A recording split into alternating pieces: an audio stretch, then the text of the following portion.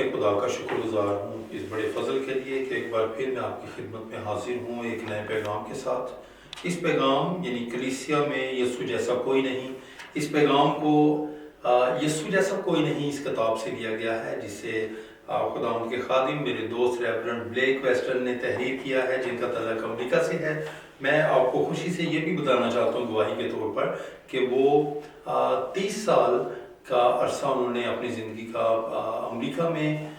اور 34 سال انہوں نے خدمت کے لیے جاپان میں اپنی زندگی کو صرف کیا ہے، خدا ان کے نام اور جلال کی خاطر۔ اس بڑی عمیق اور بڑی رقیق محنت سے، اس بڑی جہد سے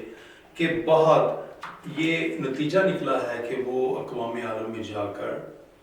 ان کی جہد مسلسل کا یہ نتیجہ ہے کہ اقوام عالم میں جا کر وہ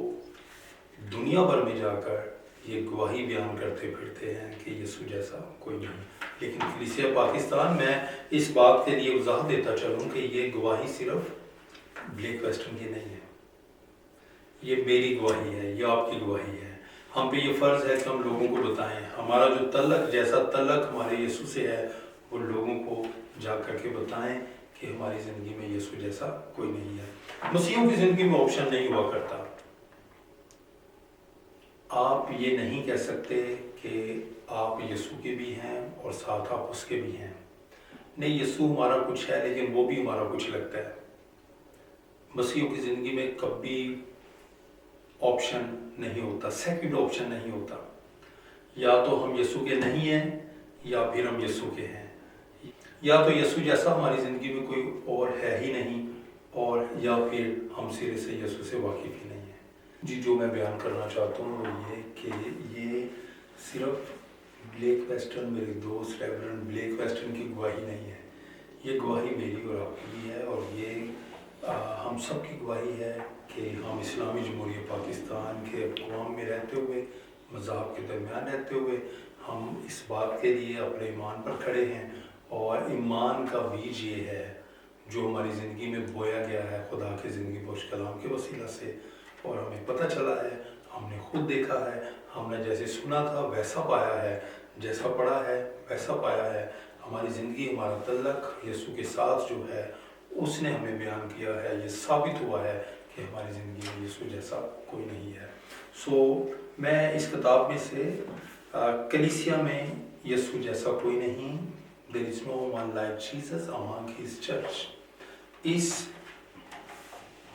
میسیج کو آپ کے سامنے پیش کر رہا ہوں۔ میں اس بات کی بھی وضاحت کرنا چاہتا ہوں کہ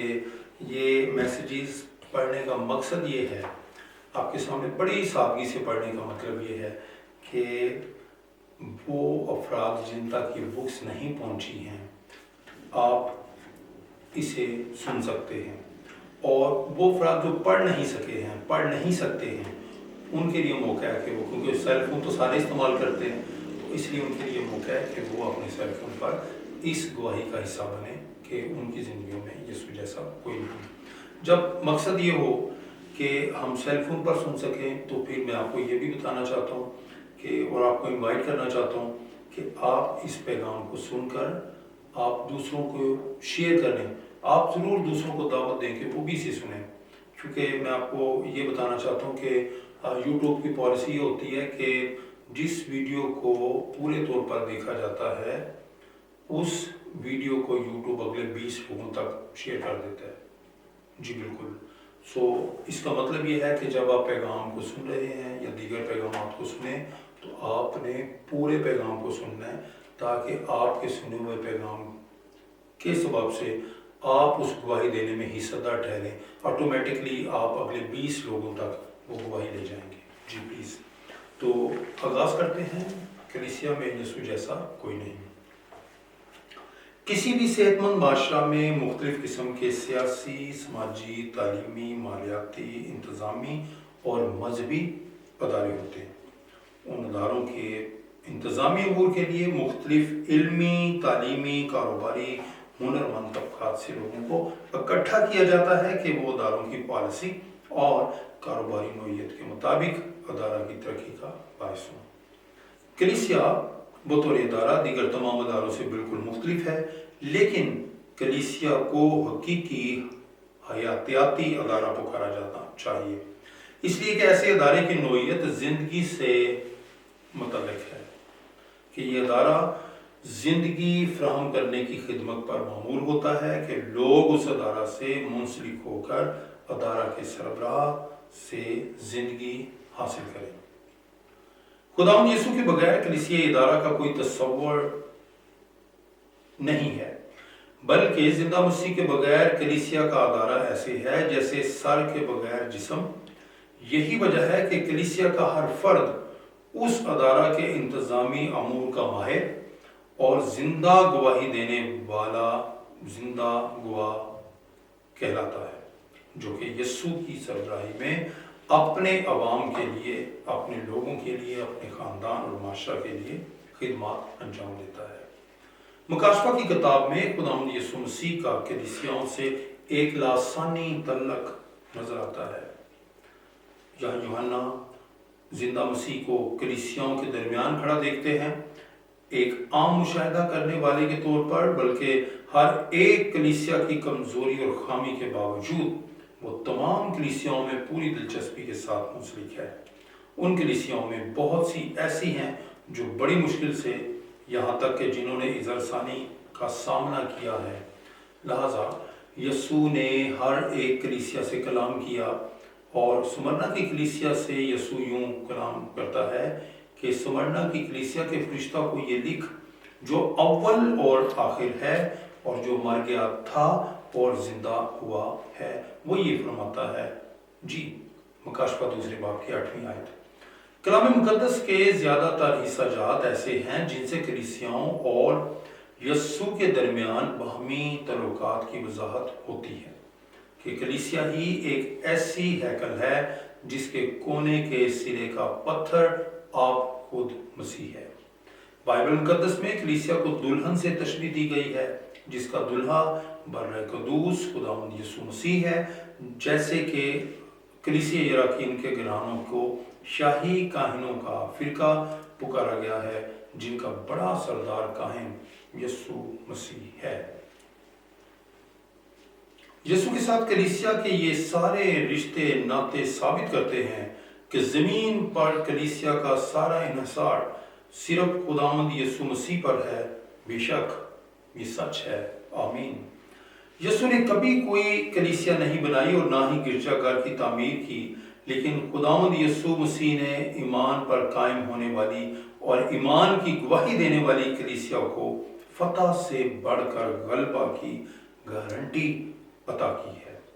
کلام مقدس کی تصویر سے معلوم ہوتا ہے کہ کلیسیا بڑھتے بڑھتے ایسے حالات سے گزری جس کے بارے لوگ کہتے ہیں کہ تباہی بربادی کا شکار ہو گئی، لیکن ضرور یاد رکھیں کہ خاک سے اٹھنے اور گھٹنوں کے بل چلنے والی اور زندہ ایمان کی گواہی دینے والی کلیسیا نے فتح سے بڑھ کر غلبہ حاصل کیا ہے، یہاں تک کہ خدا کے ٹھہرائے ہوئے وقت کے مطابق اور اس کی قدرت کے زور کی بدولت کلیسیا ہر محاذ پر حتمی فتح سے ہمکنار ہوئی ہے۔ خداوند یسوع نے اپنی کلیسیا کے متعلق کہا ہے کہ میں اس پتھر پر اپنی کلیسیا بناؤں گا اور عالم ارواح کے دروازے اس پر غالب نہ آئیں گے۔ لفظ کلیسیا نئے نامہ میں 2 مختلف معنوں میں استعمال ہوا ہے، ایک تو ایمانداروں کی مقامی جماعت اور دوسرا مطلب عالمگیر جماعت کے طور پر سمجھا جاتا ہے۔ معاشرتی، قومی اور طبقاتی سوچوں سے بالاتر تمام ایماندار مل کر مسیح خداوند کے ایمان کی پیروکار عالمگیر کلیسیا ہے، اور اس عالمگیر کلیسیائی ایمان کا اطلاق تمام مقامی کلیسیوں پر بھی ہوتا ہے، جیسا کہ کلام خدا سے رہنمائی میسر آئی ہے کہ نہ کوئی یہودی رہا، نہ کوئی یونانی، نہ کوئی غلام رہا، نہ آزاد، نہ کوئی مرد نہ عورت، کیونکہ تم سب مسیح یسوع میں ایک ہو، جیسا کہ گلتیوں 2 باب کی 28ویں آیت میں پایا جاتا ہے۔ دنیا کے کسی ادارے کا سربراہ ادارے کے قیام سے پیشتر ادارہ کی 100% کامیابی کی ضمانت نہیں دے سکتا، اور ایک رہنما کے طور پر کوئی ایسا ہو سکتا ہے جو مچھیروں کو جال ڈالنے سے پہلے کامیاب نتیجہ کا اعلان کرتا ہو، لیکن پھر ایسا ہوا کہ یسوع کے مردوں میں سے زندہ ہونے کی لازوال سچائی نے کلیسیائی پیروکاروں کو تقویت دی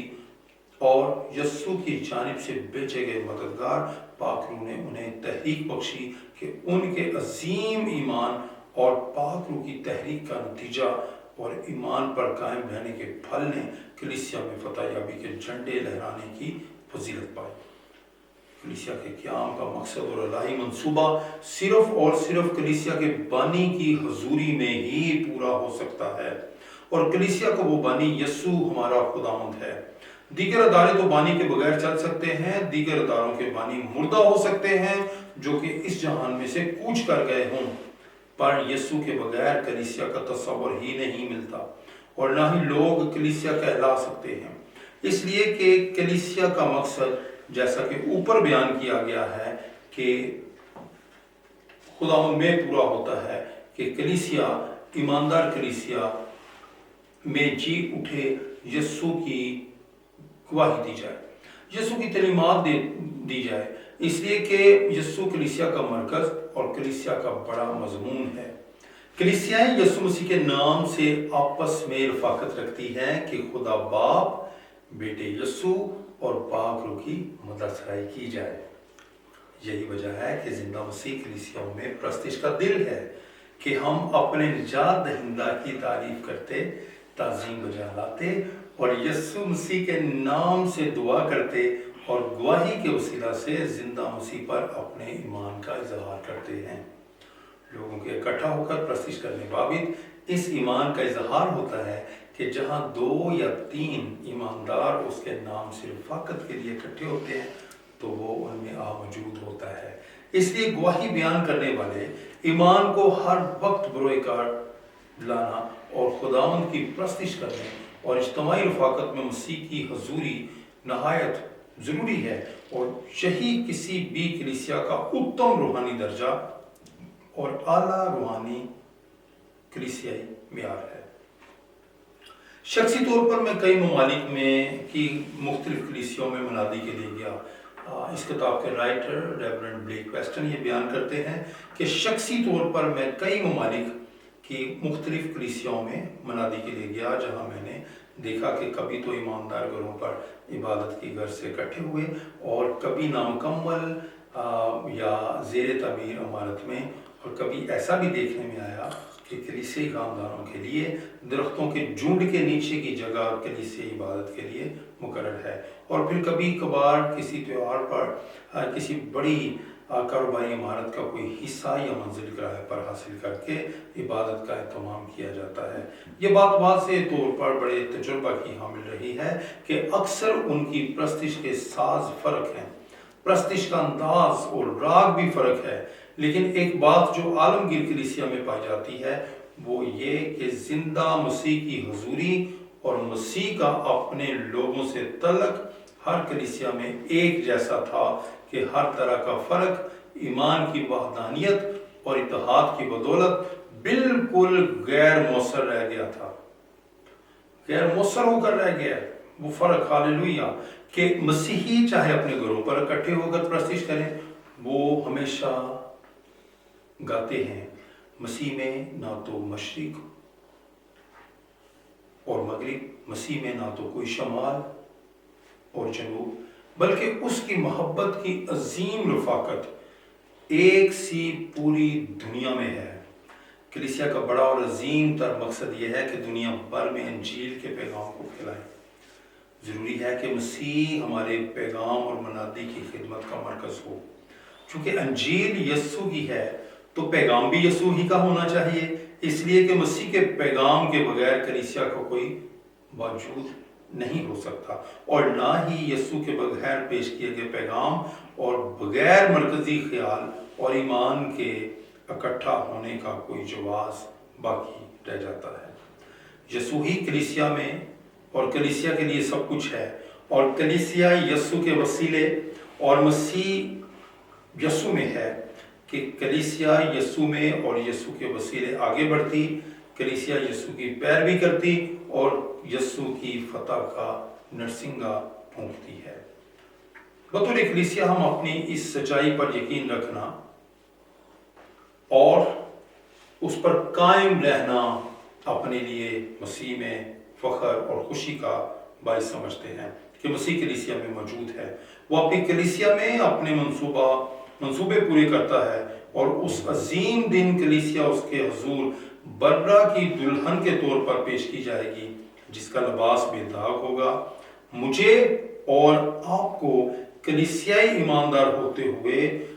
بڑے یقین سے منادی کرتے رہنا چاہیے کہ کلیسیا میں یسوع جیسا کوئی نہیں۔ آمین۔ میری بہنوں اور بھائیوں، ایک بار پھر سے میں آپ کو دعوت دیتا ہوں کہ اس پیغام کو، جسے سادگی سے آپ کے سامنے ریورنڈ بلیک ویسٹن نے پیش کیا ہے، اور میں نے بھی آپ کے سامنے بڑی سادگی سے اس پیغام کو رکھا، میری گزارش یہ ہے کہ آپ اسے شیئر کیجئے تاکہ یہ پیغام بہت سے لوگوں تک آپ کی گواہی کے طور پر پہنچے۔ God bless you.